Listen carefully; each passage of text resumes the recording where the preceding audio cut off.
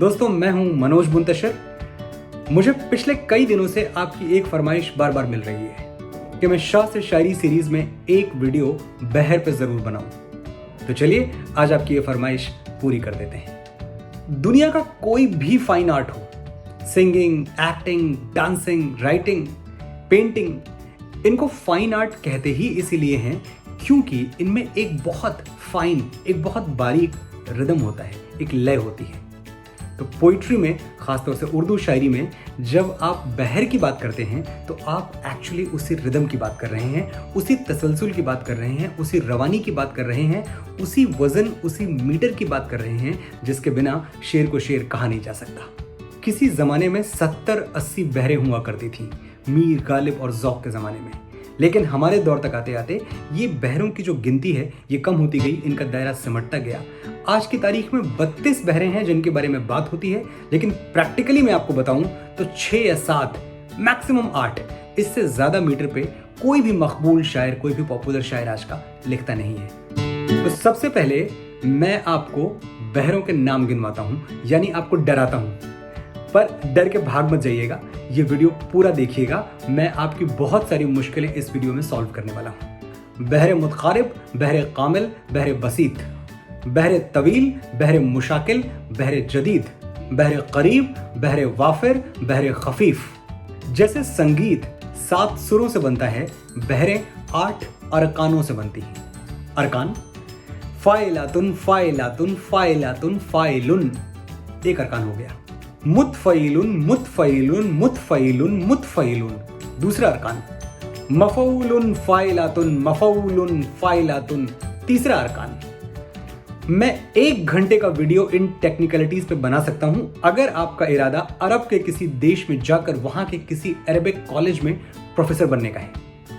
लेकिन अगर ऐसा कोई इरादा नहीं है, अगर आप भी मेरी तरह अच्छा लिखना चाहते हैं, सही लिखना चाहते हैं, दुरुस्त लिखना चाहते हैं और कमर्शियल लिखना चाहते हैं, तो इतने बड़े ज्ञान की, इतने डिटेल में जाने की आपको कोई ज़रूरत नहीं है। कई और आसान तरीके हैं जिनके बारे में मैं आपसे आज बात करने वाला हूँ। इस दौर के तमाम बड़े बड़े शुअरा, बड़े बड़े शायर, बड़े नामी गिरामी लोगों की मैं बात कर रहा हूँ, वो शायरी को कभी बहर पे या वजन पे तोलते नहीं है। उन्होंने शायरी की कोई बाकायदा ट्रेनिंग भी नहीं ली है, किसी से इस्लाह भी नहीं लेते, लेकिन मजाल है एक सिलेबल, एक नोट, एक मात्रा कम या ज्यादा हो जाए। मैंने शायरी की कोई तालीम, कोई ट्रेनिंग कभी कहीं किसी से नहीं ली, ना किसी से अपने शेरों पर इस्लाह ली। ये जो मैं आपको बहरों के नाम गिनवा रहा हूँ, ये जो अरकान बता रहा हूँ मैं आपको, ये सब मैंने खुद बहुत देर से सीखे। तब सीखे जब मैं फिल्म इंडस्ट्री में लगभग आ चुका था, जब सैकड़ों गजलें लिख चुका था, सैकड़ों नज़में लिख चुका था, हजारों शेर कह चुका था।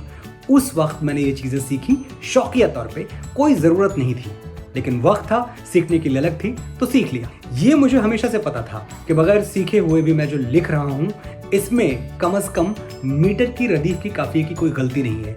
ख्याल अच्छा हो सकता है, बहुत अच्छा हो सकता है, बहुत खराब भी हो सकता है, लेकिन टेक्निकली मैं कहीं गलत नहीं जा रहा।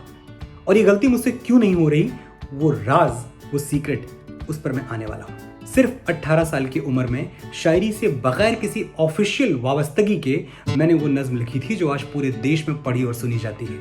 आपने भी सुनी होगी। आंखों की चमक, जीने की लहक, सांसों की रवानी वापस दे। आंखों की चमक, जीने की लहक, सांसों की रवानी वापस दे। मैं तेरे खत लौटा दूंगा, तू मेरी जवानी वापस दे। ये बहुत पुरानी बात नहीं, जब मैं रोशन था, जिंदा था, वो नूर था मेरे माथे पर कि हर तारा शर्मिंदा था। घनघोर अंधेरे रोते हैं जिस चेहरे की वीरानी पर, एक दिया सा जलता रहता था दिन रात इसी पेशानी पर। तू मेरा सब कुछ ले जा, बस मुझे वो पेशानी वापस दे। मैं तेरे खत लौटा दूंगा, तू मेरी जवानी वापस दे।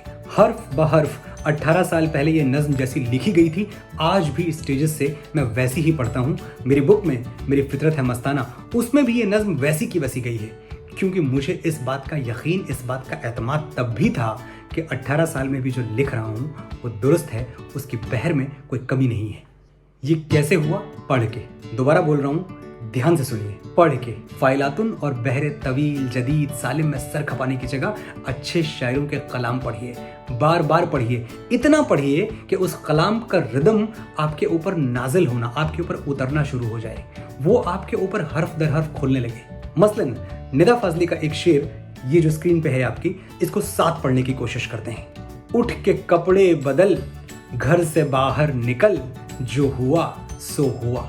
ऐसे ही पढ़िएगा जैसे मैं पढ़ रहा हूं। उठ के कपड़े बदल, घर से बाहर निकल, जो हुआ सो हुआ। रात के बाद दिन, आज के बाद कल, जो हुआ सो हुआ।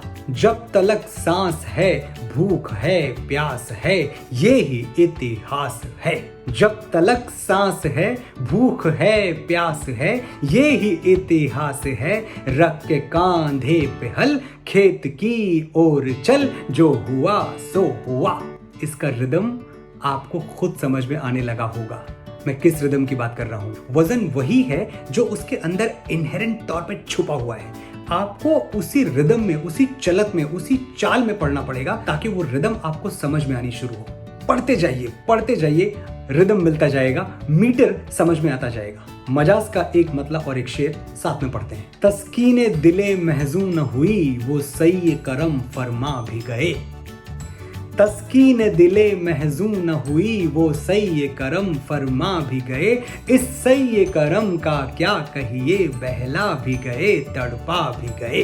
इस महफिल कैफो मस्ती में, इस अंजुमने इरफानी में। कटिंग देखिए, जो अल्फाज की कटिंग है ना, जो मीटर की कटिंग है, और वो जो स्विंग है, उस स्विंग पे ध्यान दीजिए। इस महफिल कैफो मस्ती में, इस अंजुमने इरफानी में, सब जाम बकफ बैठे ही रहे, हम पी भी गए, छलका भी गए। ये जो स्विंग है ना, ये जो उतार चढ़ाव है, ये जो लोच है, यही तो रिदम है, यही तो पैटर्न है, और यही एग्जैक्टली यही बहर है। बहर और कुछ नहीं है, इसी मीटर का, इसी स्विंग का, इसी चलत का नाम है। पढ़ते जाइए, बहर समझ में आता जाएगा। कोई जरूरत नहीं है फाइलातुन सीखने की। मैं जानता हूं कि ये बात कह के मैं तमाम एकेडमिक अप्रोच वाले लोगों को, तमाम प्योरिस्ट को जो शायरी को एज अ तालीम लेते हैं, मैं उनको नाराज कर रहा हूं। लेकिन मेरा मकसद किसी को नाराज करना या खुश करना नहीं है। मेरा मकसद सिर्फ इतना है कि मेरे और आपके जैसे वो तमाम लोग जो किसी घराने में नहीं पैदा हुए, जिनकी कोई शायराना तरबियत नहीं है, जिनकी 7 पुश्तें शायर नहीं रही हैं, उनको शेर कहने से रोका ना जाए। शायरी पे उनका भी उतना ही हक है जितना बड़े बड़े लोगों का।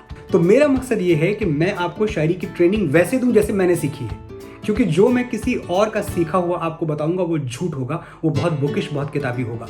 तो जाहिर सी बात है कि जैसे मनोज मुंतशिर ने सीखी है वैसे ही आप सीखें, यही सही तरीका है। किसी भी तरह के उस दकियानूसी माया जाल में ना फंसे जो हमें बरसों से, सदियों से बताया जाता रहा है। मात्राएं गिनना छोड़ दें, मात्राएं गिन के आपको कुछ हासिल नहीं होगा, क्योंकि शायरी केमिस्ट्री हो सकती है, शायरी बायोलॉजी हो सकती है, शायरी सोशियोलॉजी हो सकती है, शायरी कुछ भी हो सकती है, लेकिन शायरी मैथमेटिक्स नहीं हो सकती।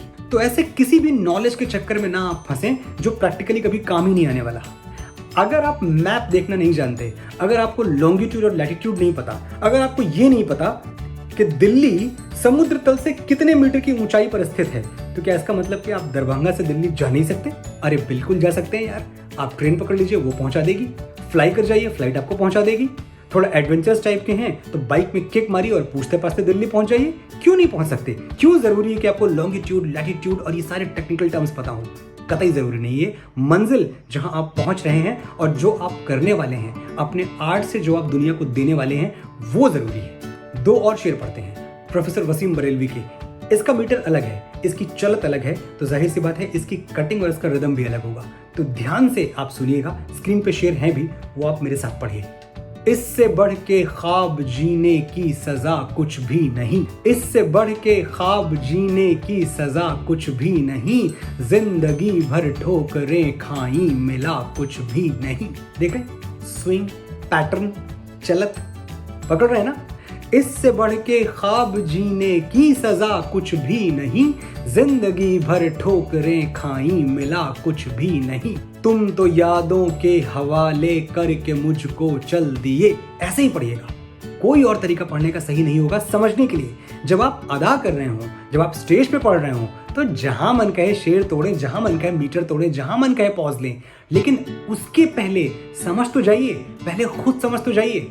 अगर खुद समझेंगे नहीं, अगर दिमाग का जो तराजू है, जो तवाजुन वो नहीं बना, तो जाहिर सी बात है कि जब आप स्टेज पे पढ़ेंगे तो सब कुछ बगैर रिदम का पढ़ेंगे, बगैर मीटर का पढ़ेंगे, बगैर तसलसल का पढ़ेंगे, और उससे भी ज्यादा नुकसान की बात यह है कि लिखते हुए आपका मीटर गड़बड़ हो जाएगा।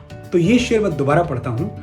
तुम तो यादों के हवाले करके मुझको चल दिए, तुम तो यादों के हवाले करके मुझको चल दिए, मेरी मजबूरी ये है मैं भूलता कुछ भी नहीं, मेरी मजबूरी ये है मैं भूलता कुछ भी नहीं।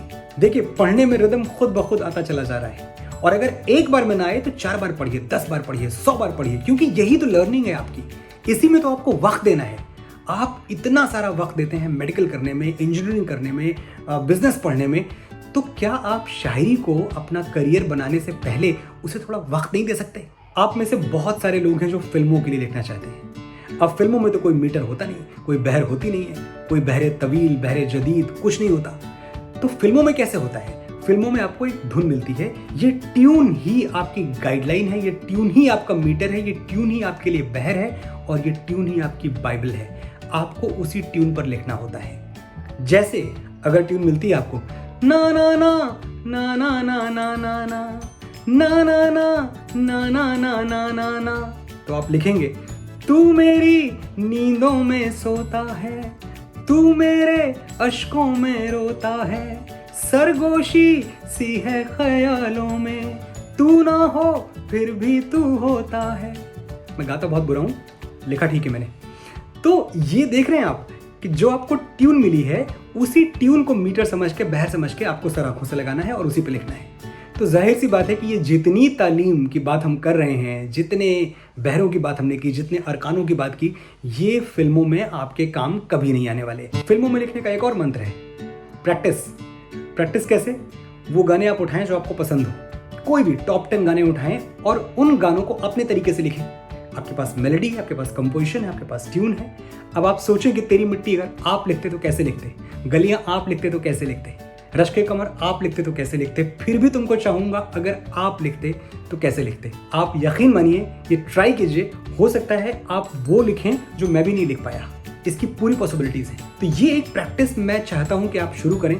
मैं जब गौरीगंज में था, जब मेरा फिल्मों से कोई दूर दूर तक कनेक्शन नहीं था, उन दिनों मुझे याद है 90s का पीरियड था, उन दिनों नदीम श्रवण का म्यूजिक बहुत पॉपुलर था, समीर साहब के लिखे हुए गाने बच्चे बच्चे की जबान पे थे। तो मैं खुद टेप रिकॉर्डर लेके बैठता था अपने कमरे में और घंटों समीर साहब के लिखे हुए गानों को अपने तरीके से रीराइट करता था। जब मैं फिल्मों में आया, वो प्रैक्टिस बहुत काम आई। कभी लगा ही नहीं कि मैं गाने लिखना जानता नहीं था या मुझे यहाँ आके सीखना है। पहले दिन से ही सही तरह से कलम चल रही थी, सही रवानी थी, सही फ्लो था, सही फोनेटिक्स थे।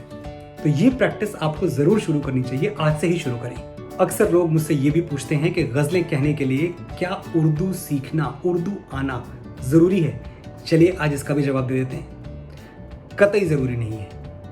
हफीज अपनी बोली मोहब्बत की बोली, न उर्दू न हिंदी न हिंदुस्तानी।